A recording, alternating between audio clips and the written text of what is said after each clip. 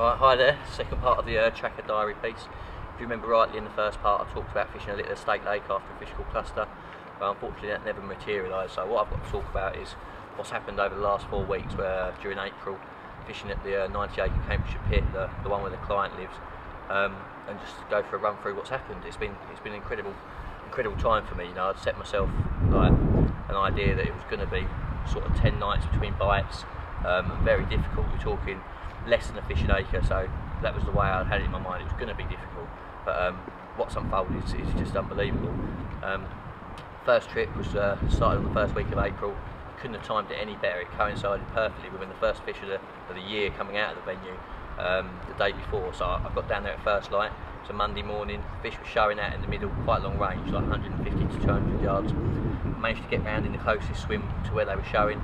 Cast out single hook baits, little pink pop-ups, or conventional end trap pop-up rigs, and lo and behold, the following morning I caught one. I couldn't believe it, you know, 27-pound linear, lovely fish. Fish appeared to push back after that out into the middle of the lake, further out.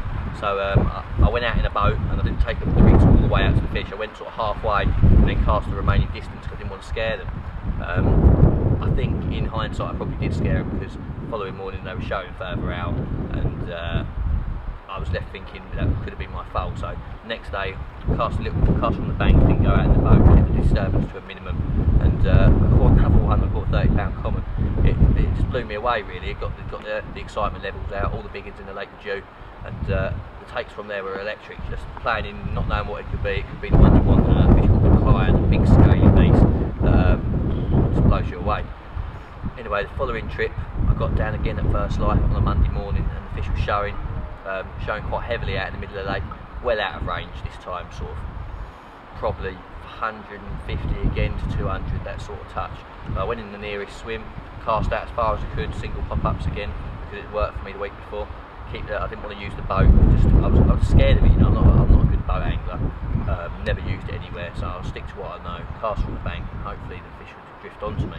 Anyway, that afternoon after chucking out, I caught another one, a 34-pounder, fish known as the tadpole. An absolute beauty it was. During the remaining 2 nights of that session, 3 nights of that session, the fish were in front of me, but for whatever reason I didn't receive any bites. You know, I can't say why. The fish were there, a little bit beyond where I was fishing, admittedly, but to catch one so quickly, I thought I was going to get more. It didn't materialise, but it's not to be sniffed at. You know, three fish out of the lake in 6 nights fishing. I had to be over the moon with that. You know, I can't grumble.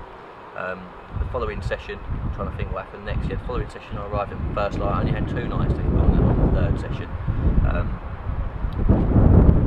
Again, arriving on a Tuesday, although everyone thinks if you're a midweek angler you're going to have the lake to yourself, and I'm not complaining because I've got plenty of time to go fishing, but arriving on Tuesday, a lot of the midweek guys had already turned up on the Monday, and the areas where the fish had been shown were quite takeable, stitched up today.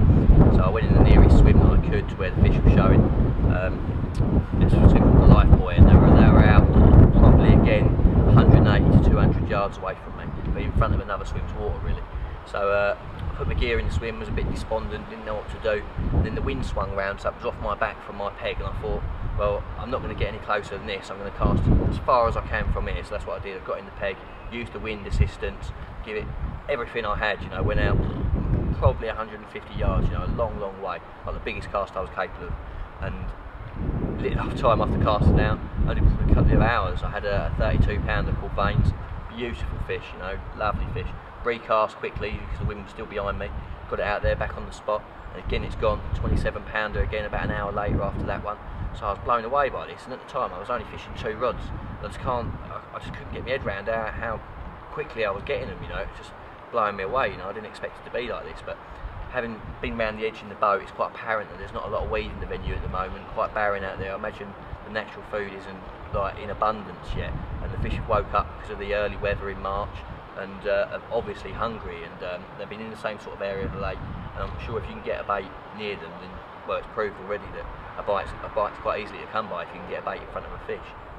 Anyway, after those 2 fish, I put the 3rd rod out because I thought I'm going to stay in this peg. There's obviously a few fish about.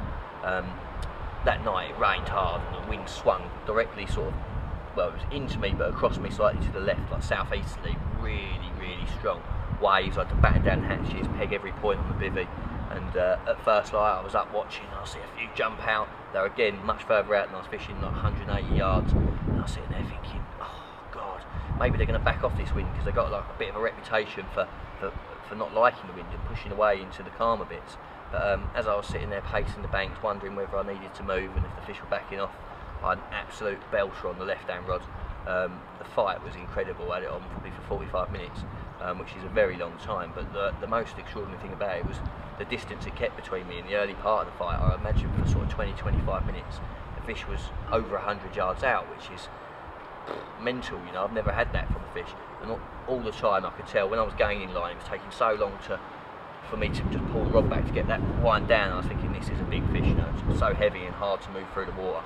Anyway, under the rod tip, it gave me another proper merry-go-round, you know, just up and down, up and down. Didn't see it, the waves are lashing in, the rain was driving in. It was, yeah, it was pretty hardcore to say the least, you know, it was battered. Eventually, it started to tire, and once it popped up, I caught a glimpse of these scales, and to say it's a scaly fish is an understatement. This fish was just covered, nearly fully scaled. Like, it was fully scaled at the front end, linear like through the middle, and then like pearly scales on the bottom. And as it surfaced, I've realised it's the client. You know, it's gone in the net, and I can't describe how I felt at that moment. You know, to catch the client so quickly on my third trip. So I think it was 8th night, or no, 7th night. It was an incredible session. Incredible fish, you know, just blown away. I didn't know what to do after that really, so I had a few beers, and in hindsight I probably missed an opportunity of another bite, but it's not every day you catch a fish like that, so I was happy just to have a few beers and let the following night just go. Anyway, I went back this week, planned to do another 3-nighter, got back in the swim where I'd had the client and 2 others from, and I wasn't 100% sure it was the right peg. You know, I arrived in the afternoon, sorry, for this session, and it's a Sunday night. I wanted to get down there early to try and beat a few people, because I knew the area the fish had been getting in, but other people had the same ideas, and the main peg I fancied was already taken, so I went back in where I was. Again, the wind was just off my back a tickle, like, you know, so I give it a proper twang out there again, like probably 140 yards. I kept casting to get a good drop, you know, I wanted that good drop to know that I was fishing over presentable ground in fairly deep water, probably 10 or 12 foot. You know, I got them out there. I'm quite happy with it. The following day, the wind swung, it was in my face, you know, and I had the idea in my head that I'm not going to recast. I'm happy with the 3 rods I put out there. They're as close to the fish as I can get, and there's no way if I recast in this wind I'm going to get back out there. Anyway, Elliot from Cord came down to do a little bit of a mag feature, and that evening I nicked a 16-pound common. But obviously that rod's now out of the game. There's no way I could put it back out there, the distance that was required really. So that rod was out of the game. So I didn't recast, just left the 2 out there. And the following morning I was watching these fish nut, and I was thinking, first time these ones are actually on me, they're as far out as I'm fishing. I thought, this is a real opportunity, and as soon as I thought that, I had another take. I was like, I don't believe this, and that was a 31 common. It's all going great. That evening the wind dried off a bit, you know, allowed me to get them out as far as I could again, probably like again 140 yards. And the following day when I was due to pack up, first light they were showing on me, another take. It's a 34-pound linear, like a linear with a couple of big scales dropped off it. Absolute cracker, like brilliant fish. One called Paul's Pet, 34 pounds. So that rod was out of the game again because the wind was lashing in my face. And just as I had 2 rods on the rest, everything packed up, ready to go. I've had another one. I had a 28 common. So that brings you up to what's been going on in my fishing so far.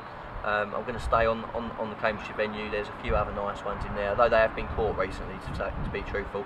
A fish called single scale, or big scale they call it, sort of 44.5, and another one called black spot, sort of 43 it was.